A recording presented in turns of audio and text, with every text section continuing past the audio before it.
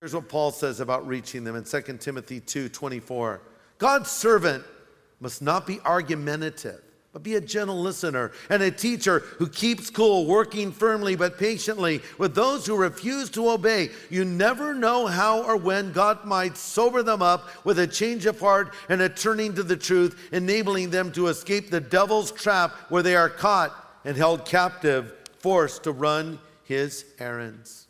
You know what? People can tell if you care. I mean, you can have all the apologetics down and the great arguments and those super duper opening statements, but if you don't care, it's not going to work. You walk up and you're like mechanical and robotic about what you're doing. People are going to say, I don't need this. I'm not a statistic, I'm a human being. Do you care about me? For Pete's sake, a dog can tell if you care. Certainly a person can. So we need to do this with a great degree of compassion. The story is told of a man who was condemned to death in England some years ago. His name was Charles Peace. He was guilty of double murder, among other things. He was on his way to the gallows to be executed, to be hung. And a chaplain was walking beside him, mechanically going through his oft-repeated speech about the power of Jesus Christ to save from sin. Charles Peace, the condemned criminal, turned to this minister and said, do you really believe what you're saying right now? If I believe what you are saying, I would willingly, if necessary, crawl across England on broken glass to tell men it was true.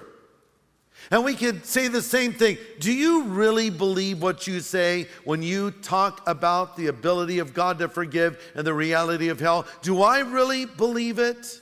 Number two, who are we to bring this message to? Who are we to bring this message to? Answer, everyone. Who is called to go into all the world and preach the gospel? Answer, we are. Jesus gave us our marching orders in Matthew 28 and what we call the Great Commission. He said, go therefore and make disciples of all the nations, baptizing them in the name of the Father and the Son and the Holy Spirit, teaching them to observe all things that I have commanded you, and lo, I am with you even to the end of the age. By the way, in the original language, these words are addressed to everyone. In other words, in the Greek, they're not addressed to what we might call professionals. Well, yes, that's for the preacher to do and the evangelist or the missionary. No, they're addressed to businessmen. They're addressed to housewives.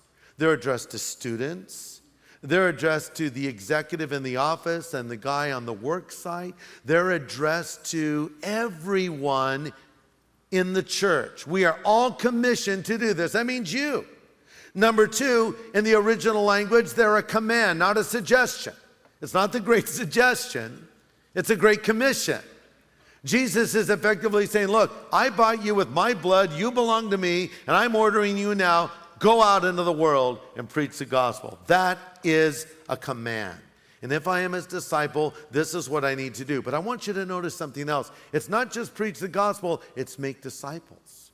Go into all the world and make disciples of all nations, teaching them to observe all things that I have commanded you. So what does that mean? It means that my objective as a Christian is not merely to proclaim Christ, but it is to the best of my ability, with the help of the Spirit, to proclaim Christ, lead people to faith, and then disciple them.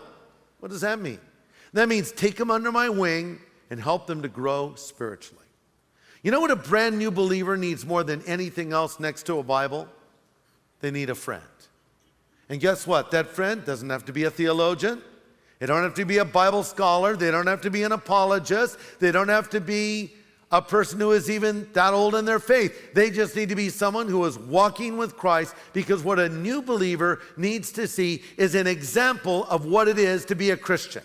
They need to see a real Christian living in the real world.